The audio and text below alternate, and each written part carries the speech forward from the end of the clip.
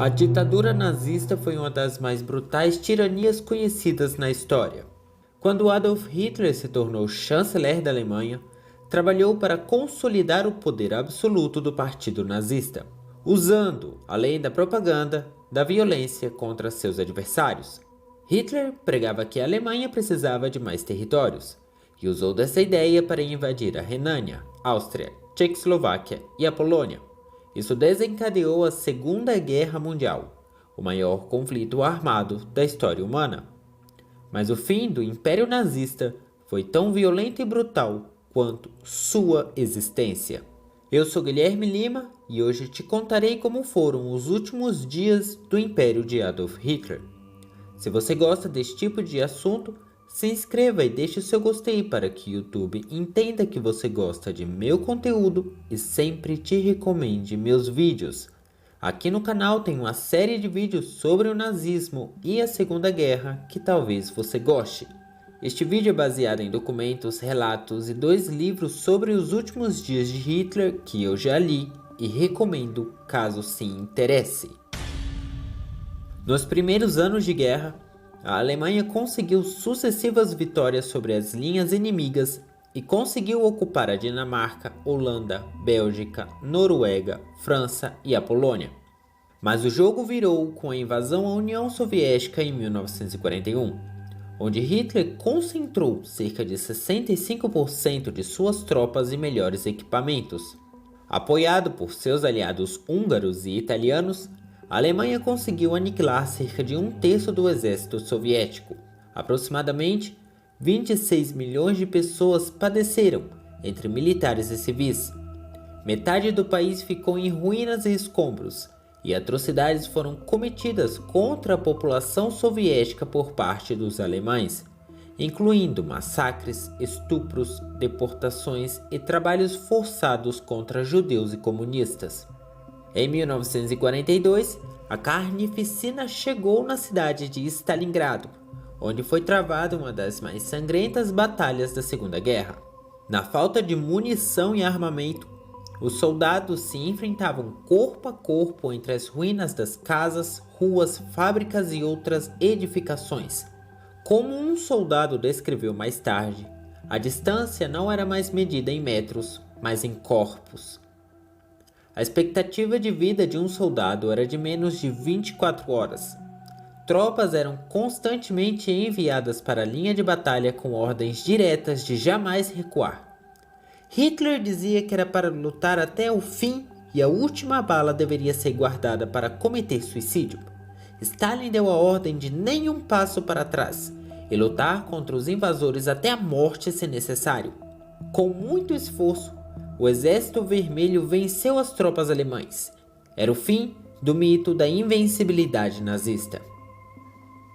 Depois da vitória em Stalingrado, os soviéticos lançaram uma grande contraofensiva e, pouco a pouco, conquistaram os países conquistados pela Alemanha, até que em 1945 penetrassem o território alemão.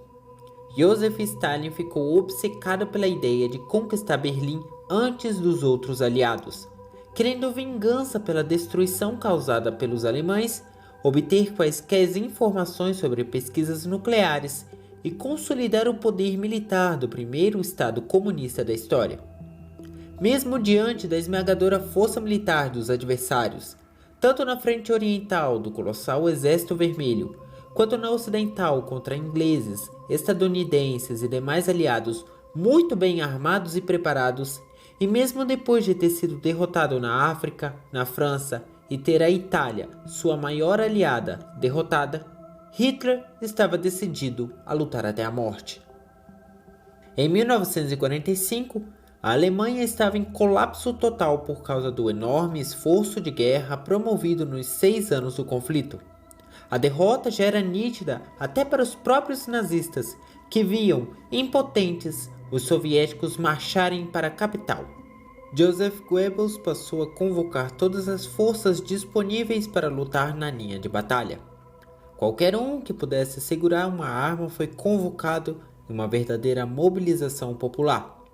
Isso incluía mulheres, idosos, às vezes com mais de 60 anos, mutilados e até crianças da juventude hitlerista que tinham uma idade entre 13 e 18 anos e que muitas vezes mal cabiam em seus uniformes. No dia 16 de abril de 1945, as primeiras bombas soviéticas caíram nas proximidades de Berlim, dando início à batalha.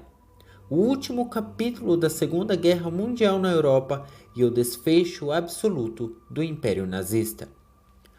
O fim do Terceiro Reich foi brutal e violento.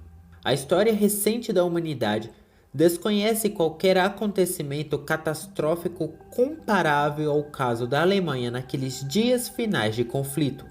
Jamais, até então, o declínio e queda de um império ou nação havia causado tanta destruição e custado tantas vidas humanas. As ações de Hitler não permitiam a simples derrota e os horrores inevitáveis da rendição. Ele se empenhou a cada instante final para conduzir o país todo ao abismo e à destruição absoluta. Os soviéticos estavam na porta da cidade.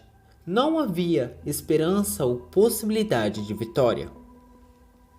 Tribunais militares foram montados para executar todos aqueles que se recusassem a lutar, e milhares de pessoas tentavam, desesperadamente, fugir da cidade por medo de represália dos soviéticos. Como a maioria dos homens foi convocado, a cidade de Berlim, em sua maioria, era uma cidade feminina. O medo do estupro caiu sobre as mulheres como uma mortalha. Os relatos dos refugiados descreviam atrocidades inimagináveis cometidas contra a população civil. Muitas mulheres, ao ouvir essas histórias, tentavam cometer suicídio e matar as próprias crianças. Quantas foram bem-sucedidas e quantos dos boatos eram verdade ou ficção, jamais saberemos. A violência e a selvageria dos soviéticos chocou os outros aliados. Aqueles que não conseguiam fugir e ficavam presos na cidade começavam a estocar comida e água na medida do possível, se escondendo nos porões, fugindo dos bombardeios soviéticos. No dia 25 de abril de 1945, a cidade estava sendo invadida.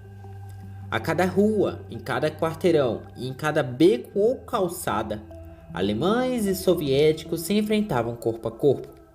A cidade estava em completa ruína, destruída tijolo por tijolo. As ruas se resumiam em pilhas de escombros e os prédios eram apenas esqueletos de alvenaria e madeira. Os combatentes alemães vagavam como fantasmas, vestidos com sobretudos, e recebiam ordens contraditórias de seus comandantes. Não havia armamento. Se tivessem rifles, tinham balas para fuzis e vice-versa. Não havia uniformes, comida ou qualquer meio de comunicação. A resistência alemã foi o último suspiro de força do Terceiro Reich e enfrentou mais de 2 milhões de soldados soviéticos com mais de 6 mil blindados e 7 mil aviões. Joseph Goebbels mudou o tom da propaganda. Mesmo o Império Nazista desmoronando pedaço por pedaço e Berlim sendo demolida tijolo por tijolo, Goebbels discursava então de renovada confiança, informando as pessoas que a vitória estava ali, na próxima esquina. Boatos foram espalhados que a vitória dos aliados e a invasão de Berlim nada mais eram que uma estratégia da mente brilhante de Adolf Hitler em atrair o inimigo para dentro do país e eliminá-lo de uma vez por todas até o último homem. Goebbels dizia fantasiosamente que tinham armas capazes de transformar Nova York em cinzas e granadas de gelo que espalhavam a névoa ácida e mortal. A população, cada vez mais cética, ouvia os discursos bizarros sem dar muito crédito. Mas ainda havia uma grande quantidade de fanáticos que estavam dispostos a lutar e a morrer por Berlim. Um fanatismo tão impregnado que parecia vir do subconsciente. Por exemplo, um médico estava trabalhando em um paciente anestesiado e em coma, um soldado da SS gravemente ferido. No silêncio da sala de cirurgia, o soldado desacordado começou a repetir sem parar duas palavras que pareciam vindas de algum sonho ou delírio: Viva Hitler! Mesmo em coma e à beira da morte, o homem saudava o Führer como se o próprio estivesse ali, na sala de cirurgia. Milhares de outros civis se encontravam no mesmo grau de loucura. No desorganizado mundo nazista, tudo corria conforme o planejado, e que a vitória de Hitler e do Terceiro Reich era uma questão de tempo. Haviam aqueles que, mesmo com as suas casas sendo destruídas por bombas soviéticas, continuavam imperturbáveis e serenamente tranquilos enquanto o país ia em direção ao abismo. Berlim estava em uma situação deplorável. Quase metade das construções sofreram algum tipo de dano na batalha, e 1 a cada 3 casas ficaram completamente em ruínas. As ruas ficaram esburacadas pelos bombardeios e granadas, onde se acumulavam lama e água suja, que na maioria das vezes era a única fonte disponível para matar a sede. Corpos putrefados estavam espalhados por toda parte, junto com o onipresente fedor de carne podre e queimada. Não havia eletricidade, e a todo instante se ouviam os gemidos de feridos, gritos, bombas e artilharia inimigas. Nesse cenário apocalíptico, uma epidemia de suicídio varreu a cidade. Por onde quer que se fosse ou com quem se falasse, era muito fácil encontrar pessoas debatendo o melhor método de tirar a própria vida. Um dos médicos do próprio Hitler, ao se dar conta de que não havia possibilidade de sobrevivência ou de vitória, se sentou com sua esposa e filhos para jantar. Sob a mesa, ele pegou 2 granadas e tirou os pinos, mandando a si mesmo e sua família pelos ares. As pessoas tiraram a própria vida por mais variados motivos: vergonha por estar do lado derrotado da guerra, medo dos soviéticos e do comunismo, remorso por ter apoiado Hitler ou ainda por lealdade ao Führer. Não existia lei, muito menos a ordem. Por isso, podia-se facilmente presenciar atos de transgressão que irrompiam com força total. Bebedeiras em massa, festas no meio dos escombros e excessos eróticos.